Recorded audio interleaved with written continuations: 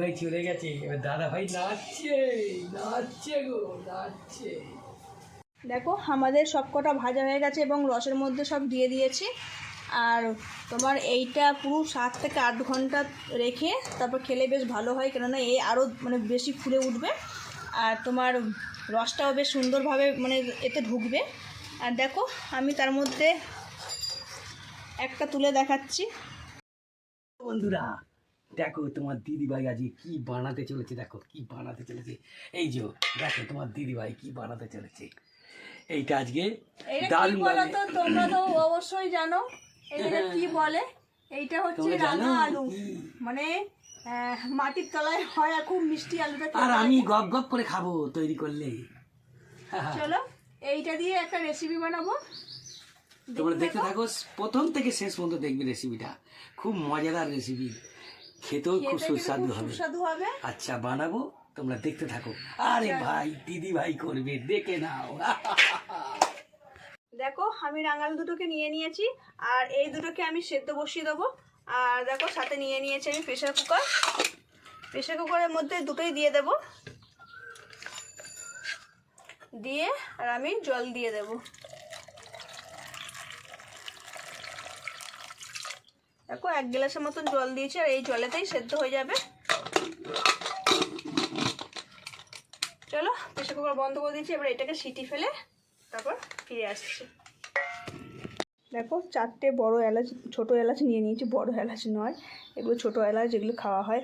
আর এই এলাচগুলোর আমি দানাগুলোকে ছাড়িয়ে আমি এর মধ্যে নিয়ে নেব।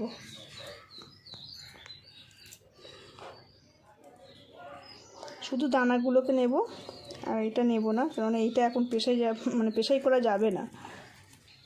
দেখো সব কটা এলাচের দানা নিয়ে নিচ্ছি আর এইগুলোকে আমরা রেখে দেবো। এগুলো আমরা চাটা করলে চায়ের মধ্যে দিয়ে দিলে বেশ ভালো ফ্লেভার আসবে। আর দেখো দানাগুলোকে এবার আমি পিষাই করে নেবো।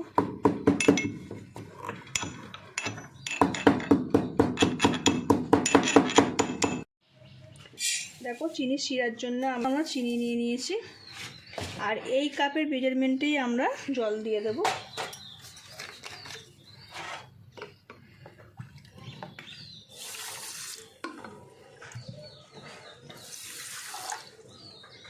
দু কাপ চিনি আর 2 কাপ জল দিয়ে এইটাকে আমরা চিনির শিরাটা করে নেব।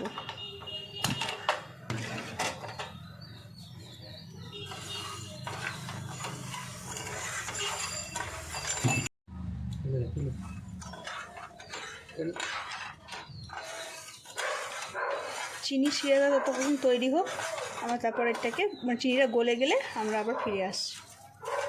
দেখো চিনির শিরাটা আমাদের ফুটে গেছে আর এই যে আমাদের এলাচের খোসাগুলো এতেই দিয়ে দেবো, কেননা বেশ ফ্লেভারটা বেশ ভালো আসবে।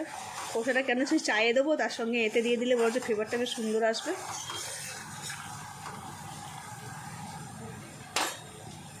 আর এর মধ্যে দেখো আমরা 1/2 ঘানা পাতিলেবু রস দিয়ে দেবো।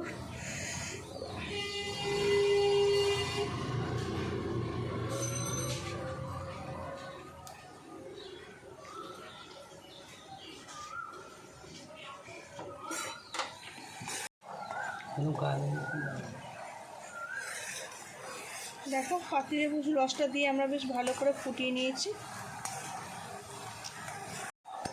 দেখো রসটা আমাদের হয়ে গেছে, এবার এইটাকে আমরা রেখে দেবো আর ওই দিকে আমাদের মিক্সচারটা তৈরি করতে হবে। চলো দেখো আমাদের এই রাঙা আলুগুলো কিন্তু 500 গ্রাম আর এগুলো আমাদের সেদ্ধ করে ঠান্ডাও হয়ে গেছে। এরপর আমরা খোসাগুলোকে ছাড়িয়ে নেব।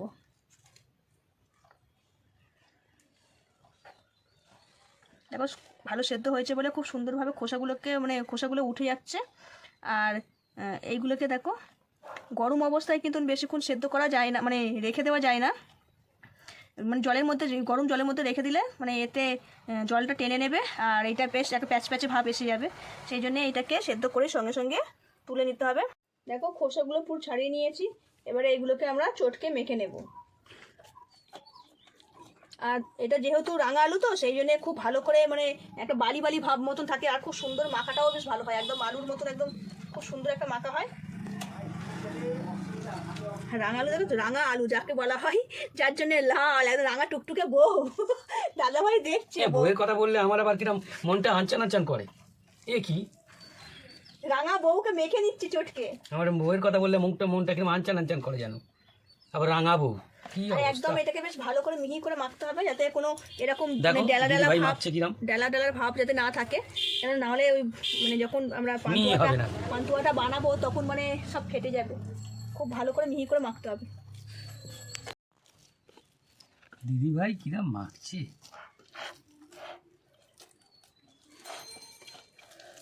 আর ভালো করে না মাখলে তো জিনিসটা তো ভালো হবে না, যার জন্য একদম বেশ ভালো করে মিহি করে মাখতে হচ্ছে। আর যাদের ওই দিদি ভাইয়ের মাখাটা দেখছি, যাদের ওই আছে চেপে চেপে আলু মাখার মতন, সেই দিয়েও মাখতে পারো, বা গেটার দিয়ে গেট করেও মাখতে পারো, কোনো ব্যাপার না। যে যেরকম পারে করে মাখতে পারবে, যাতে মিহিটা হয় সেইভাবেই মাখতে হবে। দেখো আমার এটা ভালো করে মাখা হয়ে গেছে। আর তাই এর মধ্যে দেখো 2 চামচ আমরা ময়দা নিয়ে নিচ্ছি। ময়দাটাকেও বেশ ভালো করে মাখতে হবে, বেশি দিলে হবে না ময়দা, এতে 2 চামচের মতনই ময়দা দিতে হবে। তারপর দেখো একে একে কি কি মেশাচ্ছি আমরা, তোমরা দেখতে থাকো। এই যে প্যাকেট দুধ, আমরা একবারে একটা গোটা প্যাকেট দিয়ে দেবো। 6 টাকা করে যে প্যাকেট দুধটা আছে সেই দুধটা দিয়ে দেবো, ফ্লেভারটা ভালো আসবে। এই যে পুরোটা দিয়ে দিলাম। আমরা আমুল যে গুঁড়ো দুধটা আছে, আমুল স্প্রে, সেই এটা ফ্লেভারটা খুব ভালো হয়, সেই গুঁড়ো দুধটাও দিয়ে দিলাম, পুরো 1 প্যাকেটে দিয়ে দিয়েছি। এবার আমরা খাবার সোডা দেবো। খাবার সোডা খুবই অল্প পরিমাণে দেবো, মানে 1 চিমটি টাইপের, আর বেশি না, আর বেশি না লাগবে। দেখো দাদাভাই যেরকম পরিমাণে তুললো সেই পরিমাণেই তোমরা দেবে, চামচের পেছনে করে অল্প অল্প করে তুললো। এইটাকে আমরা টাইট করে, খুব টাইট করে মাখবো না, এইটাকে এরকমই নরম করে মাখতে হবে।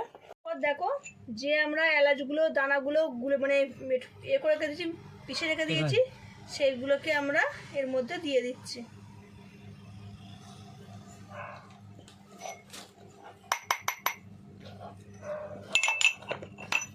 এর মধ্যে এবার একটু ঘি দেওয়া হবে। ঘি দেওয়া হচ্ছে।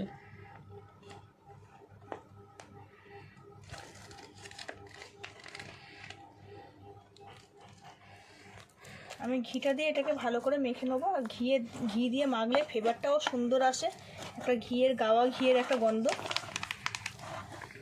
দেখো আমাদের ঘি দিয়ে মাখা হয়ে গেছে। এবার এইটাকে আমরা হাতটাকে বেশ ভালো করে একটুখানি শুকনো করে নেবো। দাদা ভাইয়ের হাতে একটু শুকনো আছে, দাদা ভাই একটু গোল গোল করুক, কেননা আমার হাতে পুরো লেগে আছে। এটাকে শুকনো হাত দিয়ে বেশ একটু হালকা ঘি নিয়ে গোল গোল করতে হবে। এই যে আমি এখন পান্তুয়া বানাচ্ছি, এটা পান্তুয়ার আকৃতি হচ্ছে, পান্তুয়া হবেই, আমি বলে ফেলেছি আপনাদের, কিন্তু পান্তুয়া করবোই আমি। আর তোমার দিদি ভাইকে আমি খাওয়াবো। হ্যাঁ না, এখন খাওয়াবো না, এই কাঁচা খাওয়া দেওয়া হয় নাকি রে বাবা। হ্যাঁ, এই যে পান্তুয়ার গোল হচ্ছে,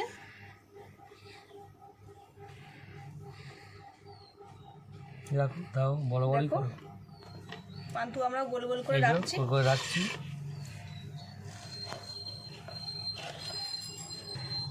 না, ঘি নাও হাতে, ঘি দিয়ে পাকাতে হবে। এই যে আমাদের সব তৈরি হয়ে গেছে। এবারে আমরা তেলে ছাড়বো, তেল গরম হচ্ছে। এটা পান্তুয়া বানিয়েছি, এবার তেলে ছাড়বো, এবারে রূপ আরও বদলে যাবে। তোমরা দেখতে থাকো, আমি নিয়ে যাচ্ছি। আমাদের সব পান্তুয়া রেডি হয়ে গেছে, আমরা দুজনে মিলেই করেছি। এবারে এই পান্তুয়াগুলোকে আমরা গরম তেলে ভাজবো। দেখো এবারে আমরা একে একে করে সব ছেড়ে দিচ্ছি।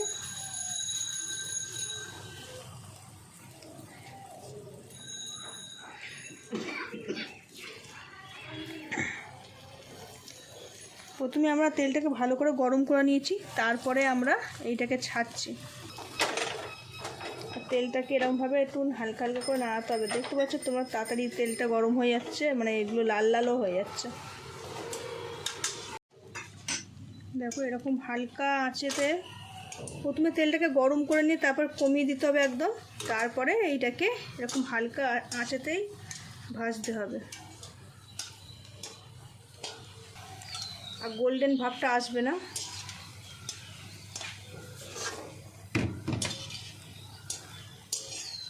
আর এই পান্তুয়াগুলোকে একটু সময় নিয়েই করতে হবে, কেন হালকা করে করে করতে হবে, নাহলে ভেতরটা পুরো কাঁচা হয়ে থাকবে। আরে দিদিভাই তো ছেড়ে গেল, আর দাদা ভাই দেখো কি করছে, দেখো দাদা ভাই কি করছে। খালি পান্তুয়া, তোমাদের দিদিভাইয়ের হাতের আমি পান্তুয়া খাবো। আর দিদিভাই তো ছেড়ে গেল, আর দাদা ভাই কি করছে দেখেছো, পান্তুয়া। দিদিভাই চলে গেছে, এবার দাদা ভাই নাচছে, নাচছে গো নাচছে। ছাড়লাম ছোট, কত বড় বড় হয়ে গেছে না, এই যে। হ্যাঁ, খেতেও মজা হবে। দিয়েছে, এবার এটা মোটামুটি আমাদের হয়ে গেছে।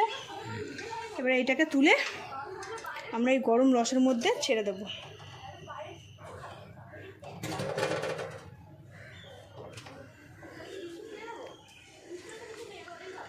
এবার তারপরে আবার একে একে ঠিক একই প্রসেসে আমরা এগুলোকে ভাজতে থাকবো। দেখো আমাদের সব কটা ভাজা হয়ে গেছে এবং রসের মধ্যে সব দিয়ে দিয়েছি। আর তোমার এইটা পুরো 7 থেকে 8 ঘন্টা রেখে তারপর খেলে বেশ ভালো হয়, কেননা এই আরও মানে বেশি ফুলে উঠবে, আর তোমার রসটাও বেশ সুন্দরভাবে মানে এতে ঢুকবে। আর দেখো আমি তার মধ্যে একটা তুলে দেখাচ্ছি।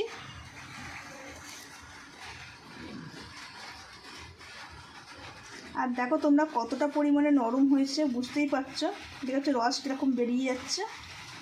আর দেখো কত সুন্দর ভেতরটাও হয়েছে। আর দেখো কত সুন্দর এটা হয়েছে, ভেতরে পুরো রস ঢুকে গেছে। চলো, ভিডিওটা ভালো লাগলে একটা লাইক শেয়ার সাবস্ক্রাইব করবে, আর কমেন্টে জানাবে অবশ্যই কেমন হয়েছে। ভেতরটা পুরো রস ঢুকে গেছে আর খুব সুন্দর খেতে হয়েছে। তোমরাও বাড়িতে অবশ্যই ট্রাই করবে আর কমেন্টে জানাবে যে কেমন হয়েছে। ঠিক আছে, আজকের মতন ভিডিওটা এই পর্যন্ত। Tata, bye bye.